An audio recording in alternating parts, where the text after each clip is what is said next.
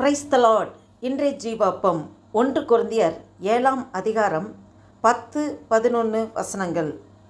விவாகம் பண்ணிக்கொண்டவர்களுக்கு நானல்ல, கர்த்தரே கட்டளையிடுகிறதாவது, மனைவியானவள் தன் புருஷனை விட்டு பிரிந்து போகக்கூடாது. பிரிந்து போனால் அவள் விவாகமில்லாதிருக்க கடவள், அல்லது புருஷனோடே ஒப்புரவாக கடவள். புருஷனும் தன் மனைவியை தள்ளிவிடக்கூடாது. அல்லேலூயா. பாருங்கள், அப்போஸ்தலனாகிய பவுல் கொரிந்துக்கு எழுதின நிருபத்திலே இப்படியாக எழுதியிருக்கிறதை நாம் வாசித்தோம். விவாகம் பண்ணி கொண்டவர்களுக்கு நானல்ல, கர்த்தரே கட்டளையிடுகிறதாவது என்று சொல்லப்பட்டிருக்கிறது. விவாகம் கல்யாணமானவர்களுக்கு அதாவது அப்போஸ்தலனாகிய பவுல் நானல்ல, நான் சொல்கிறது ஒன்றும் இல்லை, கர்த்தரே என்ன கட்டளையாக சொல்லியிருக்காரு. கட்டளையாவது அப்படின்னா, மனைவியானவள் தன் புருஷனை விட்டு பிரிந்து போகக்கூடாது. ஆமேன். மனைவியானவள் தன் புருஷனை விட்டு பிரிந்து போகக்கூடாது. பாருங்கள், பிரிந்து போகக்கூடாதுங்கிறது சரீர ரீதியாக சொல்லப்படுவது, முழுமையாக சரீர ரீதியாக மட்டும் சொல்லப்படலை. இது ரொம்ப ஆழமாக மன ரீதியாக பிரிந்து போகக்கூடாது. அவங்க சரீர ரீதியாக அபிஷியலாக இல்லை ஏதாவது ஒரு சூழ்நிலைக்காரமாக அவங்க ஒரு இடத்துல இவங்க ஒரு இடத்துல இருந்திருக்கலாம். ஆனால் இருதயம் ஒருவனப்பட்டிருக்கிறதா? மனதளவில் அவங்க பிரியாது இருக்க வேண்டும். மனதளவில் அவங்களுக்கு கசப்பு இருக்கக்கூடாது, வேற்றுமை இருக்கக்கூடாது, அவங்களுக்குள்ளே மனஸ்தாபங்கள் இருக்கக்கூடாது. அவங்க எங்கே இருந்தாலும் அந்த ஒரே மனம், ஒரே இருதயத்தோடு இருக்க வேண்டும் என்று தான் ஆண்டவர் எதிர்பார்க்கிறார். நாம் சரீர ரீதியாக, தொழில் விஷயமாக, அநேக குடும்ப சூழ்நிலைகள் காரணமாக ஒரு கணவர் ஒரு ஊரில், மனைவி ஒரு ஊரில் இருந்திருக்கலாம்.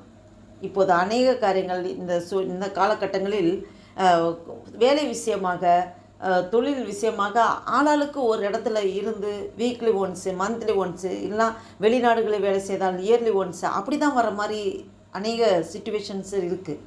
ஆனால் ஆண்டவர் இந்த இடத்துல அழுத்தமாக சொல்வது என்னவென்றால், பிரிந்திருக்கக்கூடாது என்பது மன ரீதியாக. ஏன், ஒரே வீட்டிலே ஹஸ்பண்ட் ஒய்ஃப் ஒரே வீட்டில் தான் இருக்காங்க, ஆனால் ஒரே வீட்டிலே அவங்களுக்குள்ளே பிரிவினை இருக்கிறது, மன ரீதியாக பிரிவினை இருக்கிறது. அவங்க இருதயத்தில் பிளவுபட்டு இருக்கிறார்கள். அதை தான் ஆண்டவர் அப்படி இருக்கக்கூடாது என்று கட்டளையாக சொல்கிறார். மனைவியானவள் தன் புருஷனை விட்டு பிரிந்திருக்கக்கூடாது. அதாவது மனைவி, மெயினாக மனைவியானவளுக்கு சொல்லப்படுகிறது. விவாகம் பண்ணி கொண்டவர்களுக்கு நானல்ல, கர்த்தரே கட்டளையிடுகிறதாவது, மனைவியானவள் தன் புருஷனை விட்டு பிரிந்து போகக்கூடாது.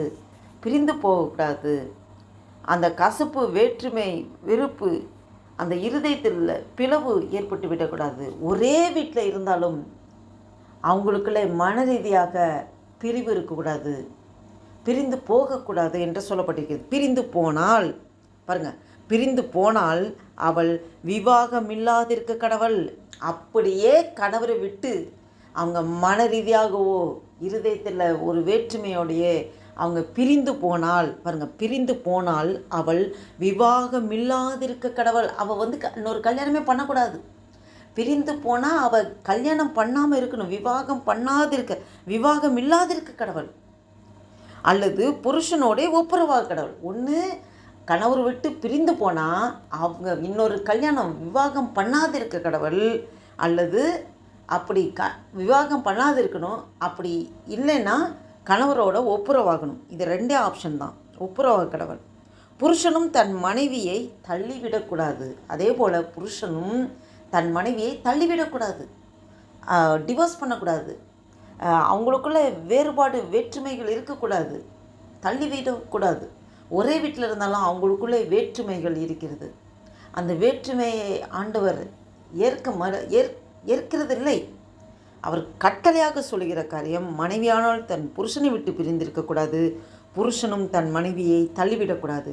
அப்படி மனைவியானவள் புருஷனை விட்டு பிரிந்து போனால் அவள் விவாகமில்லாதிருக்க கடவள், விவாகம் பண்ணக்கூடாது, அல்லது புருஷனோடைய ஒப்புரவாக கடவள். ஆப்ஷன் 2 தான்.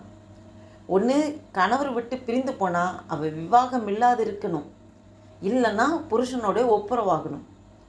புருஷனானவன் தன் மனைவியை தள்ளிவிடக்கூடாது. கணவன் மனைவி உறவை ஆண்டவர் அவ்வளவாய் நேசிக்கிறார். இந்த கணவன் மனைவி உறவுக்குள்ளே தான் அநேக பிரிவினைகள், போராட்டங்கள், அவங்களுக்குள்ளே மனக்கசப்புகள் எல்லாம் பிசாசு கொண்டு வருகிறான். பிசாசுக்கு இடம் கொடுக்கும்போது அந்த குடும்பத்தில் சமாதான குலைச்சல் ஏற்படுகிறது, பிரிவினை ஏற்படுகிறது. தேவனுக்கேற்ற குடும்பமாக இல்லாமல் அது பிரிவினைப்பட்டு குடும்பத்திலே ஃபுல்லாக சீரழிக்க செய்கிற காரியங்கள், அநேக காரியங்கள் நடந்து விடுகிறது. இதை கேட்டுக்கொண்டிருக்கிற நண்பு தேவ பிள்ளைகளே, உங்களோடும் என்னோடும் ஆண்டவர் இந்த வசனத்தின் மூலம் சொல்வது என்னவென்றால், நாம் கணவனாக இருந்தால் சரி, மனைவியாக இருந்தால் சரி, நமக்குன்னு ஏற்ற துணையை ஆண்டவர் கொடுத்திருக்கிறார். நாம் இருதயத்தில் எந்த கசப்பும் வைக்கக்கூடாது. மனைவியானவள் தன் புருஷனை விட்டு பிரிந்து போகக்கூடாது என்று சொல்வது, இருதயத்திலே மன ரீதியாக அந்த பிரிவினை கசப்பு இருக்கவே கூடாது. நாம் எவ்வளோ டிஸ்டன்ஸில் எங்கே இருந்தாலும் அந்த ஒருமனப்பாடு, அந்த அந்யோன்யம், ஐக்கியம், அந்த ஒரே மனம், ஒரே இருதயம் இருக்க வேண்டும். அந்த கசப்பை வைக்கக்கூடாது. அதே போல் புருஷனானவன் தன் மனைவியை தள்ளிவிடக்கூடாது. கணவன் மனைவி உறவு அட்ஜஸ்ட் பண்ணி விட்டு கொடுத்து, ஒருத்தருக்கு நேர் ஆப்போசிட் கேரக்டரில் தான் இன்னொருத்தருடைய சுபாவங்கள் இருக்கும். அதை அனுசரித்து போகிறது தான் குடும்ப வாழ்க்கை. தேவன் அப்படி தான் ஒவ்வொருவரையும் மேட்ச் பண்ணி வச்சிருக்கிறார். நாம் அதற்கு முழுதுமாக அர்ப்பணித்து இந்த குடும்ப வாழ்க்கையில் தேவன் இந்த குடும்பத்துக்கு தலையாக இருக்கிறார். தேவன் அவர் நம்மளை நடத்துகிறார், எனக்கு ஏற்ற துணையை கொடுத்திருக்கிறார் என்று ஒவ்வொருவரும் அந்த உணர்வோடு குடும்ப வாழ்க்கையில் ஐக்கியத்தோடு அன்பை பரிமாறுவோம் என்றால், ஒருத்தருக்கொருத்தர் உண்மையான அன்பை காட்டுவோம் என்றால், எந்த கசப்புகளோ வெறுப்புகளோ கோபதாபங்களோ எதுவுமே இருக்காது. அன்பு சகலத்தையும் தாங்கும், சகலத்தையும் சகிக்கும், சகலத்தையும் விசுவாசிக்கும், சகலத்தையும் நம்பும்.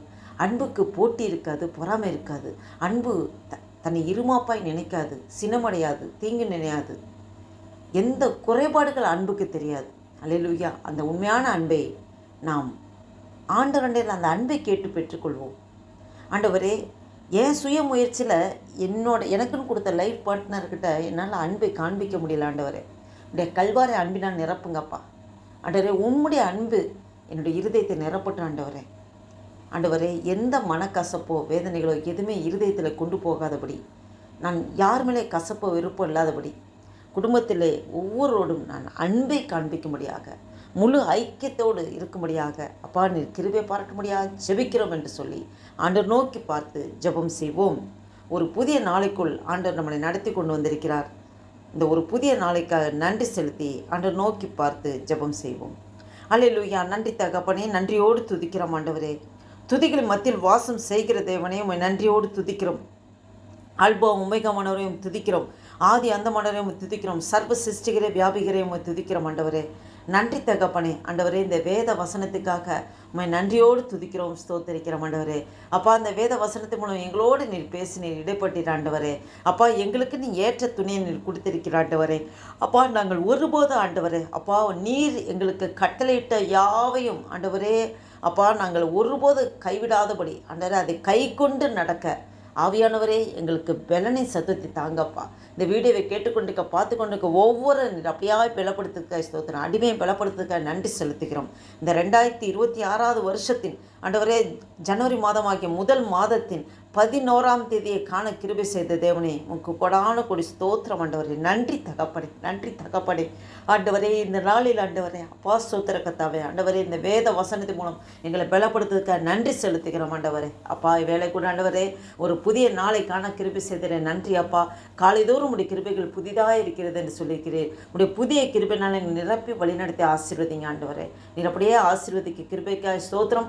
பாதுகாத்துக்கும் வழி நடத்துங்க. மிக முழுதும் பொறுப்படுத்திக் கொள்ளுங்க. உமக்கே துதி கன மகிமையெல்லாம் செலுத்துகிறோம். இயேசு கிறிஸ்துவின் நாமத்தினால ஜெபிக்கிறோம் ஜீவனுள்ள எங்கள் நல்ல பிதாவே. ஆமேன், ஆமேன்.